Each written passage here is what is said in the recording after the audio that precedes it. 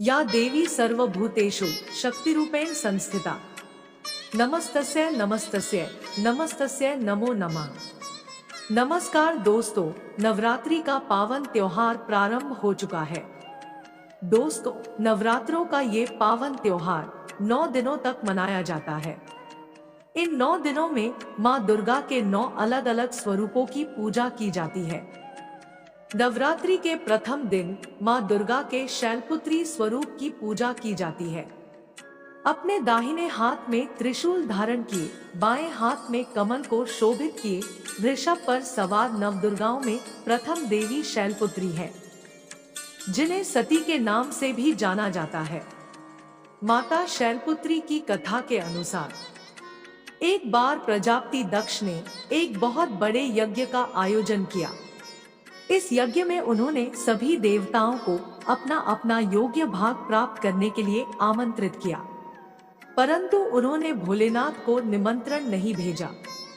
जब माता सती को यह ज्ञात हुआ कि उनके पिता एक अत्यंत विशाल यज्ञ का अनुष्ठान कर रहे हैं, तब उनका मन वहां जाने के लिए बेचैन हुआ। उन्होंने भोलेनाथ को अपने मन की सारी व्यथा बताई। भोलेनाथ बोले, देवी, प्रजापति दक्ष शायद हमसे किसी बात पर रुष्ट है, इसलिए उन्होंने सभी देवताओं को अपना अपना यज्ञ भाग समर्पित किया है, परंतु उन्होंने हमें नहीं बुलाया, ना ही हमें कोई सूचना भेजी, इसलिए आपका वहां जाना उचित नहीं होगा। भोलेनाथ की यह बात सुनकर माता सती का मन शांत नहीं हुआ। पिता के द्वारा किए गए यज्ञ में सम्मिलित होने और अपनी माता और बहनों से मिलने की उनकी इच्छा और प्रबल होती जा रही थी। माता के आग्रह करने पर भोलेनाथ ने माता सती को वहां जाने की आज्ञा दे दी। पिता के घर जाकर माता सती ने देखा कि कोई भी उनसे प्रेम और आदर पूर्वक बात नहीं कर रहा। केवल उनकी माता ने उन्हें स्नेह से गले लगाया।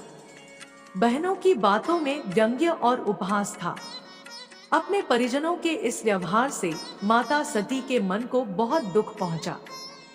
ये सब देखकर उनका हृदय शोक, गलानी और क्रोध से संतप्त हो उठा। वह सोचने लगी, भोलेनाथ की बात न मानकर और यहाँ आकर मैंने बहुत बड़ी गलती करी है। वह अपने पति के इस अपमान को सहन न कर सकी और उन्होंने अपने उस स्वरूप को वहीं योगाग्नि से जलाकर भस्म कर दिया। इस दुखद घटना को सुनकर भोलेनाथ ने क्रोध में आकर अपने गणों को भेजकर दक्ष के उस यज्ञ का पूर्णतः विध्वंस करवा दिया। सती ने योगाग्नि द्वारा अपने शरीर को भस्म कर अगले जन्म में शैलराज हिमालय की पुत्री के रूप में जन्म लिया। माता शैलपुत्री का जन्म शिला यानी पर्वत से हुआ है, इसलिए इनकी पूजा अर्चना करने से जीवन में स्थिरता आती है। माता शैलपुत्री की पूजा अर्चना से वैवाहिक जीवन सुखद हो जाता है और घर में सुख समृद्धि आती है। माता की पूजा अर्चना से मूलाधार चक्र जागृत हो जाते हैं, जिसके फलस्वरूप जीवन में स्फूर्ति और उत्साह का विकास होता है। साथ ही साथ माता शैलपुत्री की पूजा अर्चना से चंद्रमा से जुड़े सभी प्रकार के दोष दूर होते हैं और भक्तजनों को सौभाग्य की प्राप्ति होती है। दोस्तों, नवरात्रि के प्रथम दिन माता शैलपुत्री की पूजा सफेद रंग के विशेष पुष्पों से करें। साथ ही साथ माता को सफेद मिठाई का प्रसाद चढ़ाएं और माता की तस्वीर के आगे कपूर अवश्य जलाएं। पूजा के बाद मां शैलपुत्री को गाय का घी अर्पित करें, जिससे माता आरोग्य काया का आशीर्वाद देती है और व्यक्ति का मन एवं शरीर दोनों निरोगी रहते हैं। तो दोस्तों, यह थी नवरात्रि के प्रथम दिन पूजी जाने वाली मां शैलपुत्री की पावन कथा। उम्मीद है कि आपको यह कहानी पसंद आई हो। अगर आपको कहानी पसंद आई हो तो वीडियो को लाइक व हमारे चैनल कथा परिवार को सब्सक्राइब जरूर करें। दोस्तों, आप सभी को हमारे चैनल कथा परिवार की ओर से नवरात्रियों की हार्दिक शुभकामनाएं।